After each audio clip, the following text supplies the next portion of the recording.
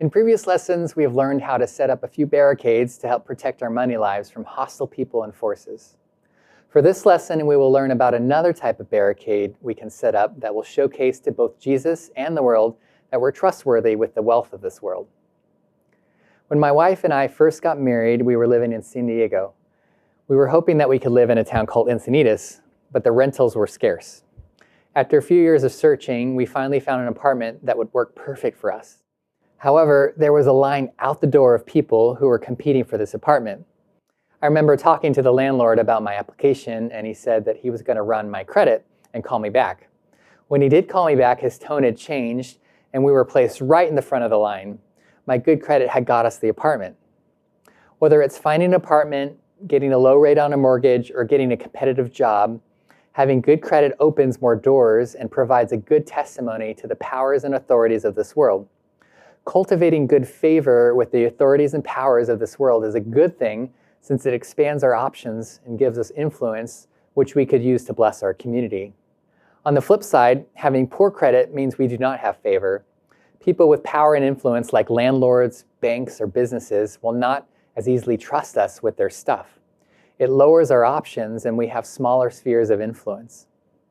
Having good credit generally leads to having a good credit score. A person with a good credit score is like a city on a hill. It elevates your money life onto a more protected place above the flooding and marshes that plague a money life that's stuck in the valley of a bad credit score. So how do you get a good credit score? There are two approaches, defensive and offensive.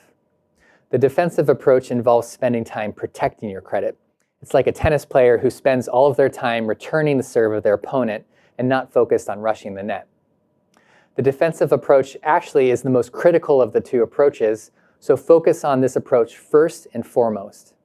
And there are three parts to the defensive approach. First, you must make sure no one steals your credit. This is primarily done through simply checking your credit report at least twice a year. We discussed this in the previous lesson, so you go back to that lesson if you have questions. Second, you must always pay your bills on time. Doesn't matter what bill, rent, utility, credit card, cell phone, Netflix, even the dentist bill. All of those will impact your credit score. Finally, third, you must not seek new credit very often.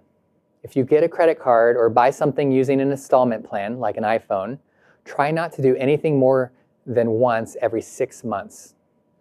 When you obtain new credit, it triggers a new hard inquiry on your credit report, which can cause your credit score to go down. The offensive approach to having good credit is like the tennis player who rushes the net and tries to win the game through good strategy. Engaging the offensive approach is the only way you can move your credit score from good to excellent. There are three parts to the offensive approach. First, you need to use as little of your available credit as possible. More specifically, you want to keep your credit utilization to less than 10%. Second, you must consistently try to increase your credit available. You may call credit card companies to increase your credit limit once or twice a year.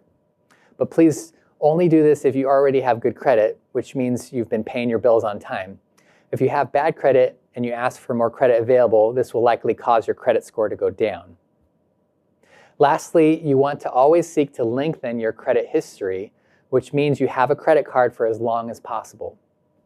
I have a credit card that I no longer use, but I have not closed the account so that I can maintain a longer credit history.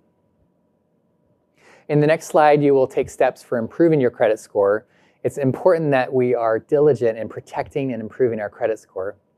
Having a poor credit score can serve as a bad witness to the world. It may tell the story that followers of Jesus are not good stewards of worldly wealth. Jesus says in Luke 16:11, "So, if you have not been trustworthy in handling worldly wealth, who will trust you with true riches?" It's likely that a part of being trustworthy with worldly wealth is managing credit responsibly. So let's go and honor Jesus' name to those around us through improving our credit scores.